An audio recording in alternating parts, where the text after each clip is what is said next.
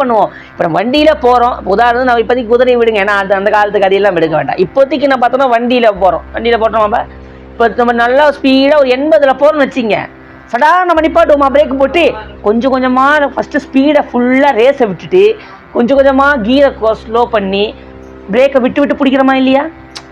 சடான்னு பிடிச்சா என்னவாகும்? பிரேக்கை பிடிக்கலனாலும் ஆபத்து, பிடிச்சாலும் ஆபத்தாயிடுதா இல்லையா? பிரேக்குனால விழுந்தவங்க பல பேர் இருப்பான் இந்த காலத்து.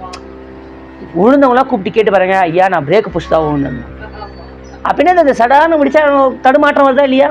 அதே மாதிரி புலன்கள் அனைத்தையும் சுவை, ஒளி, ஊறு, ஓசை, நாற்றம் இவற்றின் 5 வகை தெரிவான் கட்டே உலகு திருக்குறள். அப்ப இந்த புலன்கள் எல்லாம் எப்படி? அதை பொறுமையாக அதனை பழக விட வேண்டும். பழக விடணும். முதல்ல எடுத்த உடனே அப்படியே ஒன்றும் இல்லைங்க, ஒருத்தன் நல்லா ஃபுட்பால் கிரவுண்ட் விளையாடுறான், அவன் கடற்கடன்னு இழுத்துன்னு போய் சிவன் கோயிலை நிப்பாட்டி அவன் கையில் ஒரு தாளத்தை கொடுத்து அடின்னு அடிப்பான். எப்படி அடிப்பான்? இல்லை சன்னு அவனை எங்கன்னா ஒருத்தன் அப்படியே விளையாண்டுக்கிறான், குரு ஒருத்தர் கூட்டின்னு வந்து சாமி கும்பிட்றான், எப்படி கொடுப்பான்? எப்படி கும்பிடுவான்? எப்படி கும்பிடுவான்? வராது. ஃபஸ்ட்டு பாப்பா இங்கே பிரசாதம் போ, பிரசாதம். அப்புறம் என்ன பண்ணுவார்? சில பேர் பாருங்க, அம்மா அங்கே போய் கோயிலில் போய்வீங்க, அப்போ என்ன பண்ணுவாங்க? போயிட்டாங்கன்னா இந்த மாதிரி பாப்பா என்னை இட்டுன்னு போகிறதுக்கு வாங்க கோயிலுக்கு வருவான். டேய் சும்மா இருக்கிறத வாட கொஞ்சம் பிரசாதம் வாங்கிடுவாங்க. அவன் பிரசாதம் சாப்பிட்டுக்கினே கேட்டுன்னு இருப்பான். இங்கே பாட்டுன்னு பஜனை பாடுன்னு இருப்பாங்க, பொறுமையாக சாப்பிடுவான். அப்புறம் இன்னும் நல்லா தானே பாடுறாங்க. அப்புறம் கொஞ்சம் அப்படியே வந்துன்னு அப்புறம் கொஞ்சம் நம்ம கோயிலுக்கு லைட்டாக விபூதி வைப்பான். அப்படியே கொஞ்சம் கொஞ்சமாக அந்த பழக்கம் ஆகும். அப்புறம் என்ன சும்மா வர்றது, ஏன் சும்மா வர்றது? அந்த பூ தேங்காய் அதெல்லாம் வாங்கி கொடுப்பான். கொடுத்துட்டு அப்புறம் வரணும். சரி என்னதான் செய்கிறாங்கன்னு பார்ப்போம், கொஞ்சம் உட்காந்து நல்லா தானே இருக்குது அப்படின்னு அந்த எண்ணம் வரும். அவள் பாருங்க, கொஞ்சம் கொஞ்சமாக பாருங்க, அந்த இறைவன் மீது அந்த அன்புன்றது தானாக வருதா இல்லையா? அப்புறம் என்ன செய்கிறோம்? அவர்களும் ஒரு காலத்து என்ன கொஞ்சம் கொஞ்சமாக அந்த புலன் அடங்கி கொண்டே வரும். அந்த நிலையில கொஞ்சம் கொஞ்சமாக விடணும். காலையில் எழுந்தா நமச்சிவாயம் சொல்லு, இது பழக்கம்.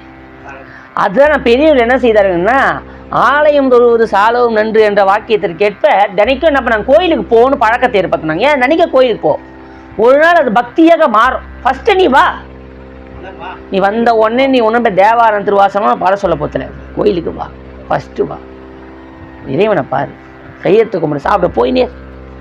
இதே மாதிரி ஒரு 3 வருஷம் 2 வருஷம் வா.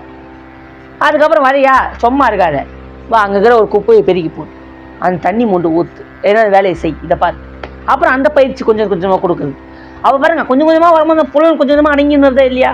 அப்புறம் காலையில் ஏன் தீக்கையெல்லாம் கொடுக்குறாங்க? காலையில் எழுந்தால் நம்ம சிவ வழிபாடு பண்ணால் செய்ய மாட்டான் எவனும். அப்போ தீக்கைன்னு ஒன்று கொடுத்து கொஞ்சம் பயம் வந்தால் தானே செய்கிறோம். ஆஹா தீக்கை வாங்கிட்டோம், அப்போ கட்டாயம் பண்ணிடணும் அப்படின்ற ஒரு பயம் வருதா இல்லையா? நம்ம ஆளுங்க நம்ம காலையில் எழுந்து குழந்தை நல்லா தூங்கினே இருக்கோம், எழுந்துடும் அம்மா நான் போக மாட்டோமான்னும். அதை நல்லா இப்போ டம்மு 4 தலைமையிலே அடித்து நம்ம டக்குன்னு போவோம், தலை வாரி விடுவோம், அதை பல் நம்மளே வாயில் வச்சு பேஸ்ட் வைப்பான், தூங்கினே இருக்க, நம்மளே நல்லா வலிக்கு விடுவோம். ஏன்? 50,000 பணம் கட்டிட்டேங்க. எங்கே கட்டிட்டான்? ஸ்கூலில் கட்டிட்டோம், பணம் கட்டிட்டோமே, போய் தானே ஆகணும்.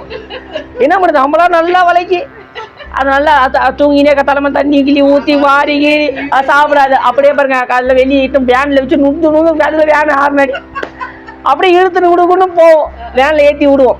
ஏன்? அது பணம் கட்டிட்டோம் ஐயா அப்படின்னு அந்த ஒரு இதில். அதனால தான் தீக்கை. இது உதாரணத்துக்கு உங்களுக்கு புரியும்படி சொல்லிக்கணும். அப்போ ஏன் தீக்கையெல்லாம் நல்கினார்கள் என்று சொன்னால், அந்த இறை வழிபாட்டிலே ஒரு நெறி வர வேண்டும். நம்ம வாங்கிட்டோமே, அப்போ சுவாமியை நம்ம என்ன பண்ணணும்? பூஜை செய்யணும். அப்போ காலையில் எழுந்துக்கிறோம், பூஜை செய்யணுமா இல்லையா? அந்த நெறி நம்மளுக்கு வளருகின்றதா இல்லையா?